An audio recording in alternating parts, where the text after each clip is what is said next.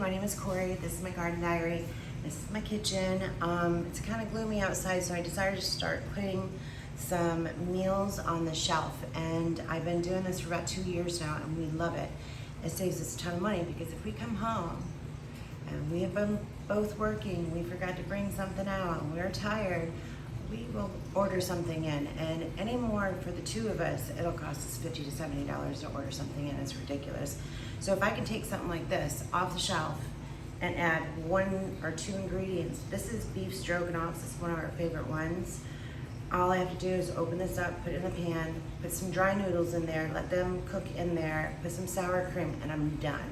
So as long as it takes to cook those noodles is how long this takes to have a whole entire homemade beef stroganoff. And we love this one. I've done it with the stew meat and I've done it with the hamburger. And to be honest with you, I like the hamburger better. It's just kind of something I raised my kids on, kind of like the hamburger helper thing.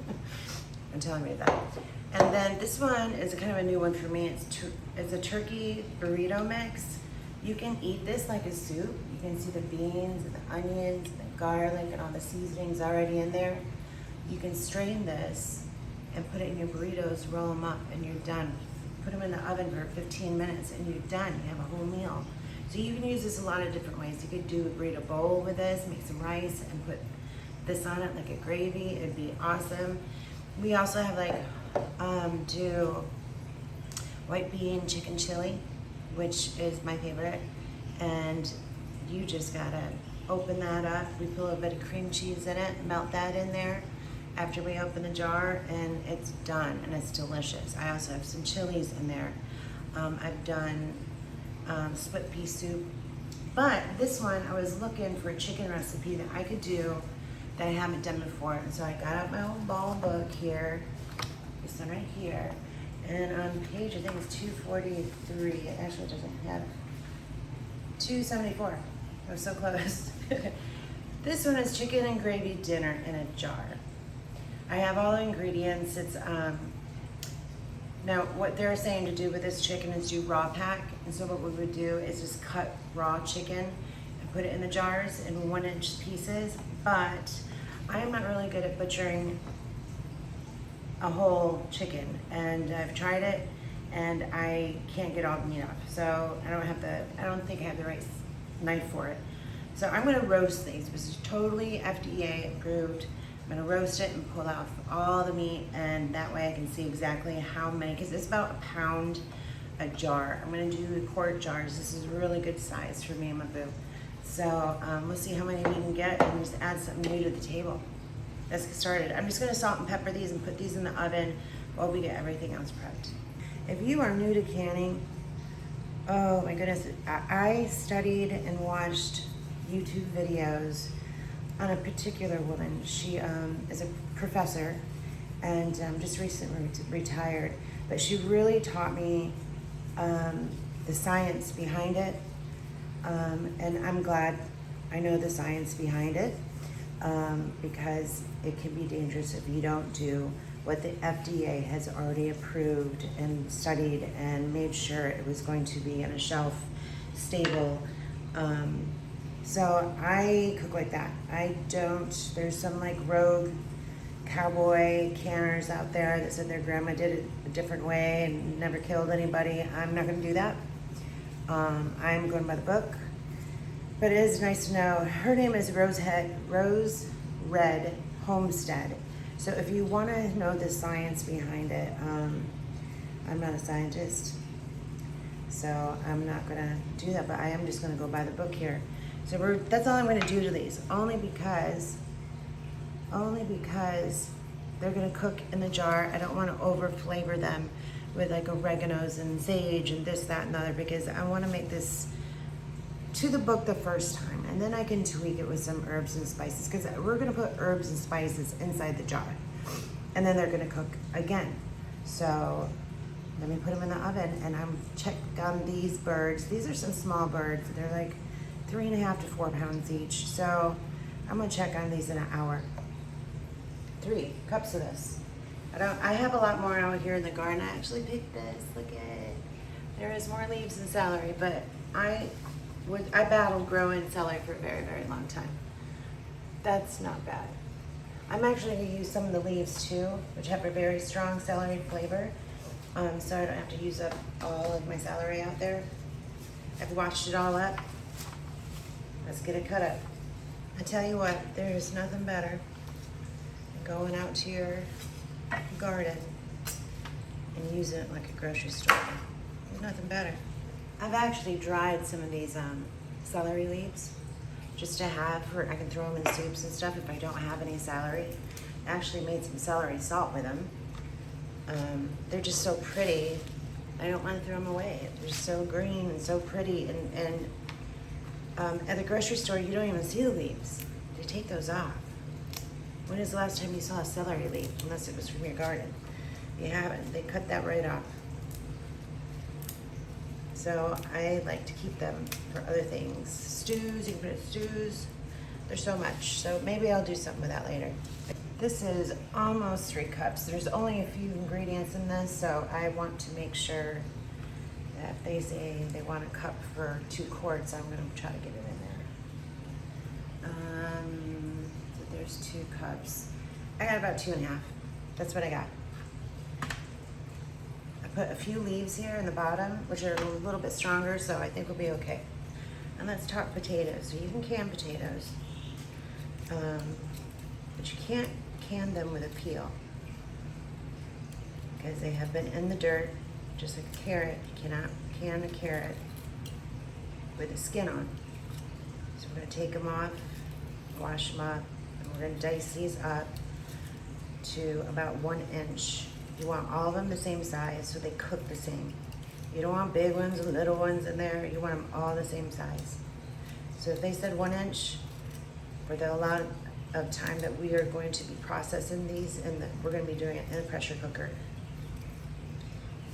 then they need 1 inch. I really wish somebody would have taught me how to do this a long time ago. Our family just didn't do it. My grandmother, she would preserve strawberries once a year. She'd have all of us go out there and pick strawberries, and she would spend the day, my grandpa popping the heads off, and she'd make strawberry jam for the entire year. That was it. And we were always scared of it because every time she was canning, everybody would scream and holler, "Don't go in there, the pressure canner, blah, it's gonna blow up." So we had a bit of a fear of it. I'm trying to get all this skin off. But if somebody would have taught me how to do these meals a long time ago when I had my babies, it would have been a lot cheaper. It would have been a lot easier on my life. I've always traveled quite a bit. Not all the time, but just I had to move around, so it would have been nice to have on the shelf and have their father be able to have easy foods. Freezer meals, I see people doing that all the time. I don't have room in my freezer for weeks worth of freezer meal prep. I just don't. And our biggest problem around here is forgetting to put something out in the morning anyway. So it would be in there, but it would be frozen solid and, you know, whatever. A little bit more, I want less planning. Let's just put it that way. The other reason why I would have loved to learn years and years and years ago is because we live in Hurricane Alley over here. I'll tell you what, about 2 years ago, I was on location out of state, and they gave me the opportunity to stay where I was or go home, and I said, I'm going home. I came home and I took all the meat out of my freezer and I canned all of it. So now it was on the shelf, and if I lost electricity, I was gonna lose milk, not meat. And it just gives you so much more room for your freezer and to get it out of there. So I like the option of having both, like some fresh meat in there that I can just thaw out on a Sunday when I'm not doing anything, I'm not going nowhere. But these meals like this, now you can just do meat too. I have several kinds of chicken, just chicken in there that I can grab and make a dish with. It's already cooked. So, and it tastes a whole lot better than canned chicken. Just saying, the texture, everything is delicious. I got all these potatoes all washed up. I don't see any skins on them. I'm doing them 1 inch slices. That's a little big. about like that.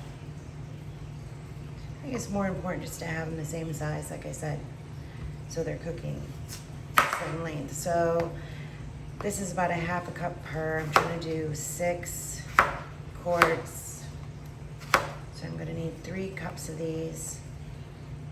You know, I'm sitting here thinking it'd be so easy to dice up a carrot and put this in there, and you'd have your little vegetable, almost like a stew. But I am doing this one 100% by the book, and next time I'll probably add a carrot. And what you would want to do is just make sure the carrots are all the same size as your potato. Give it a little bit of color. I'm assuming we are going to probably eat these over better rice because it's gravy. And I have a man in this house that can eat rice 3 times a day. You don't get sick of it. So I thought this would be a good one for me when I get sick of it. I just want a different way every single time. That's all I ask. That's all I want. That's all I need. So let's see if we got 3 cups here. I think we got a little bit more, which is fine. So if I have a little less chicken, I can have a potato dish. Bulk it up. There's 1, 2, 3. I have plenty. Let's see how many I got. Every time I cut a potato, I think I'm not cutting enough, and then there's so much potato. So for the onion, it's the same thing. 1 cup for 2 quarts. I'm gonna try to do 6 quarts. So I'm gonna try to get 3. I just bought a bag of onions from the grocery store. I don't know how much they were. They were under $4. There was a very small bag of onions, and the first one I came in, I didn't check it, it's my fault. I didn't think I needed to, but the first one I pulled out to use was soft. Second one was soft. This is all I've got left. Kind of sucks. Really sucks.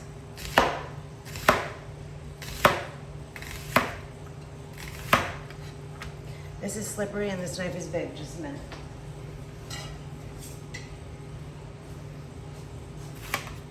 We have no shortage of knives here.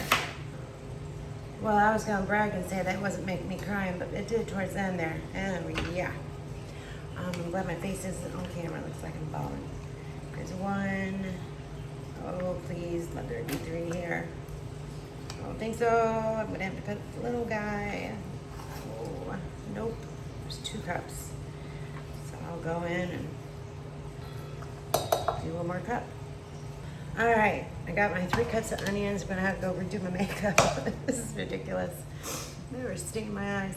And we'll go on to the next process, which I think is the seasoning mix. Let's talk salt. Okay, so we, on a regular basis, use red bean salt.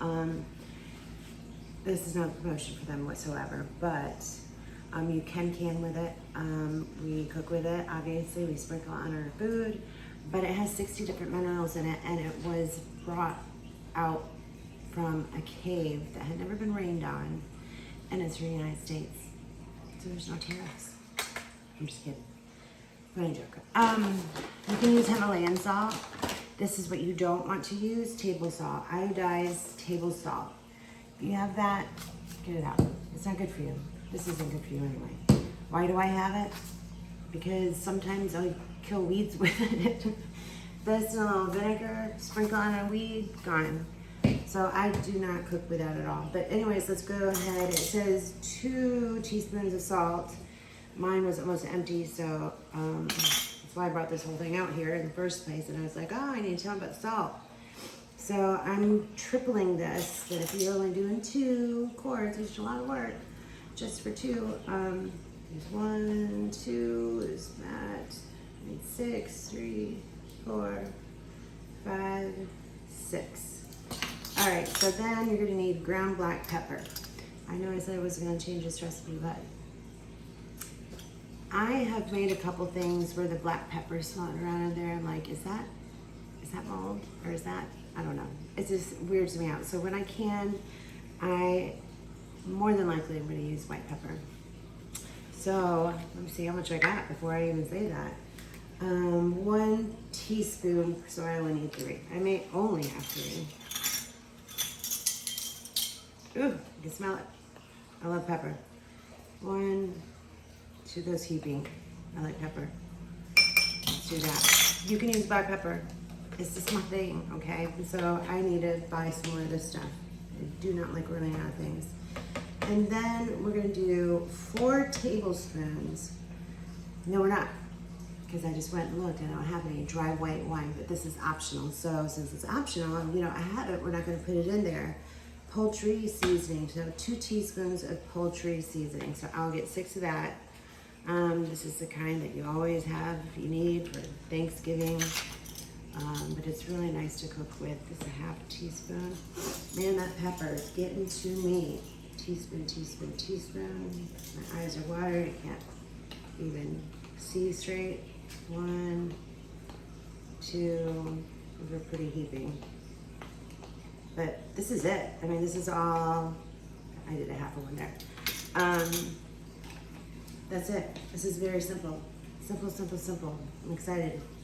So we're just gonna kind of stir this up, blend it up. And now, I've already checked my chicken one time. I was in there for an hour and it didn't look quite done yet. So I put it in there for another half an hour. We're gonna have to let that cool before I start pulling it apart and measure out how much meat we have to use. But this is easy, easy, easy. I wish I had more chicken so I could make a lot more of this at one time. But this is gonna be like a big canning week for me. So I have meats in there, some chorizo. I'm gonna do some chorizo because we love that. I do half pints of the chorizo. So we're gonna do a bunch of things.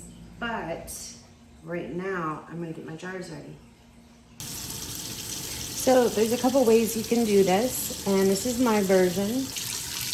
I'm gonna get super hot water.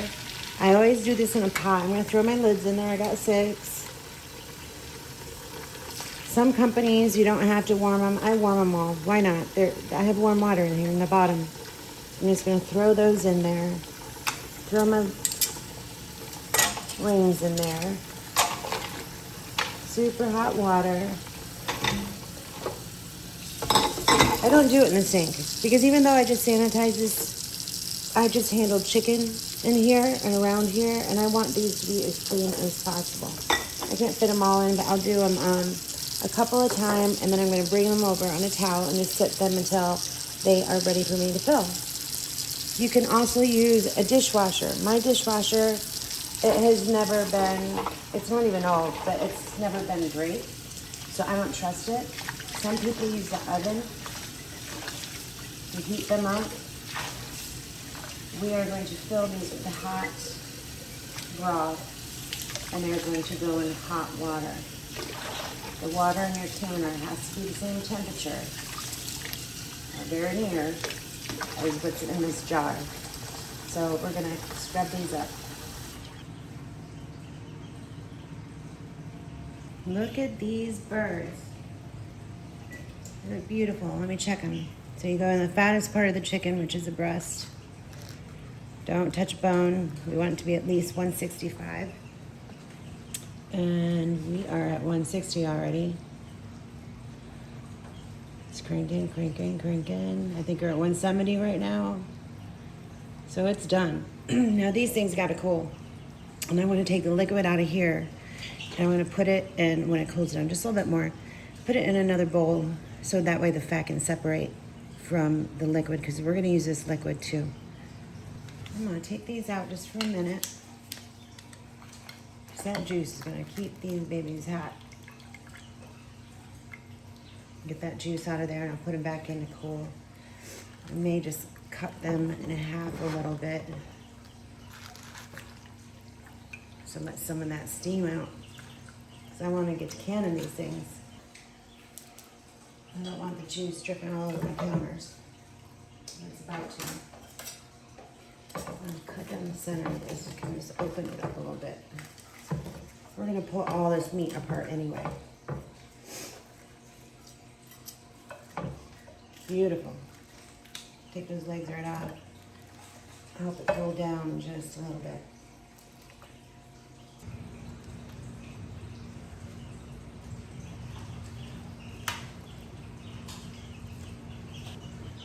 Now we're gonna save this carcass and all the bones because that is the last of my chicken broth.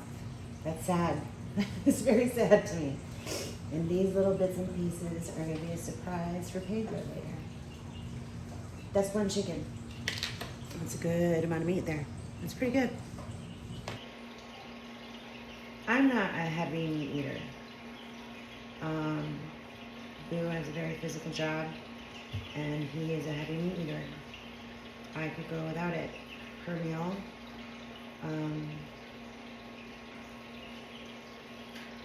I like it. I'll eat a little bit every meal, but he usually ends up finishing mine. So in my eyes, I'm going to have a few bites of meat, and he's going to have the rest of mine. So how much does he need? This is 10 ounces.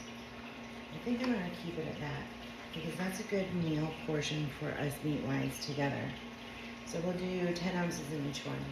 So we got 5 jars. Good enough.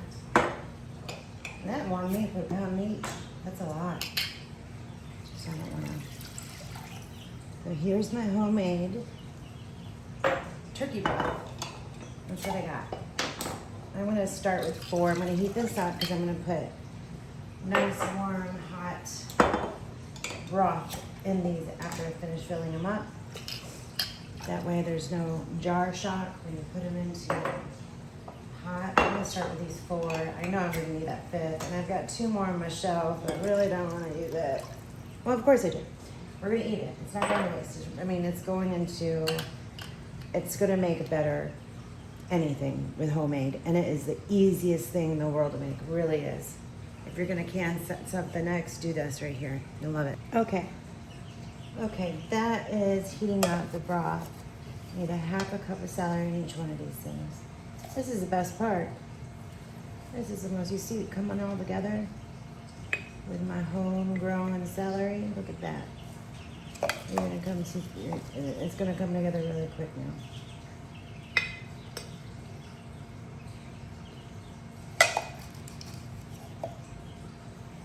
Just like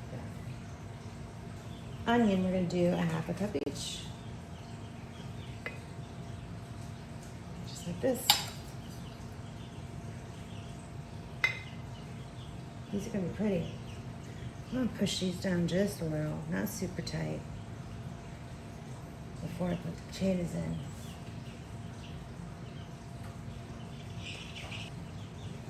So we're gonna do 1 cup of potatoes each, just a half a cup, or up to this first line. I'll just do that by hand. We're gonna clean these off really good anyway.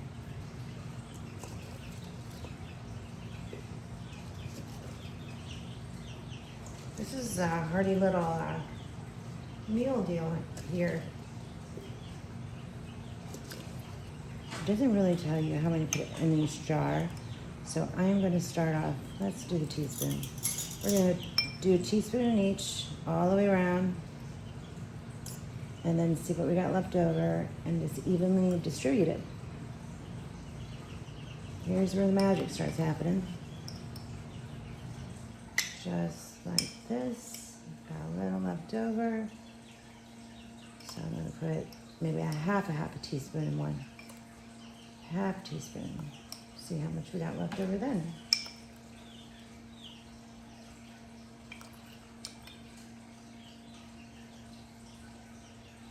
We got that much left. So I'm just gonna use it. Just little.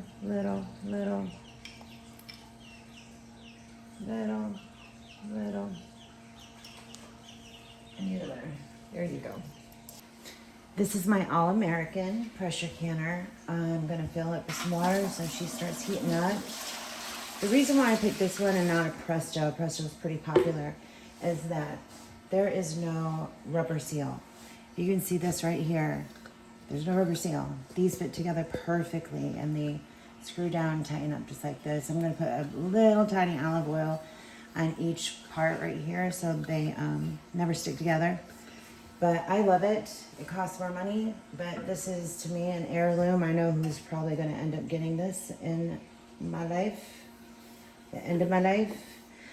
I use this stove electric heater because we run our stove on propane. And this is going to sit for, I think, an hour and 15 minutes. And an hour and 15 minutes at $5 a gallon for propane is a lot. So I bought this as soon as I started doing it because I think I cooked on it one time and I was like, nope, And for some reason, this temperature works perfectly. I'll get it all the way up to 7, depending on how many I get in there. But let me show you how much water I'm putting in. I already put one of these in, like just one little pitcher. I'm gonna probably put 2. See where it's going? It's about 4 inches deep right now. And in the bottom of this is one of these. That way you do not want the jar sitting on straight up on the bottom of this, heating up and crack your jar. And then if I had, like, if I was doing pints and I want to do another layer, this one is big enough to do 2 layers of pints. I just add this on top of them and stack another one. They make a taller one that stacks to the quarts, the bigger ones, or I can get 16 pints in here.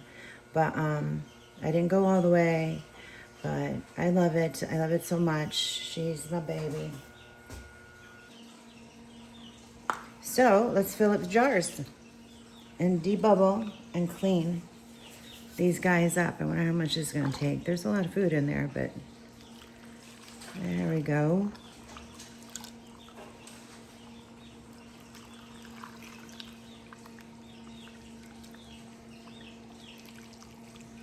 Now, just to that rim, that first lip right here is where we're gonna stop.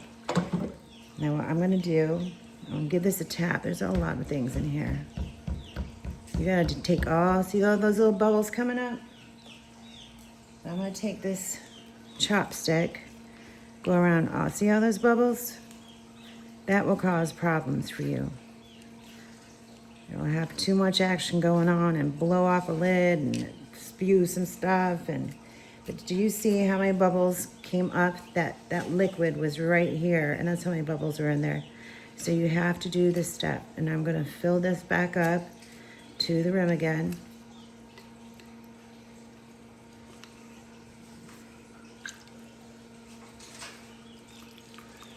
Just like that. There. I just debubbled everything. I'm gonna have to vinegar those again because I hadn't filled them. But no biggie. Look at this. Those jars are perfect.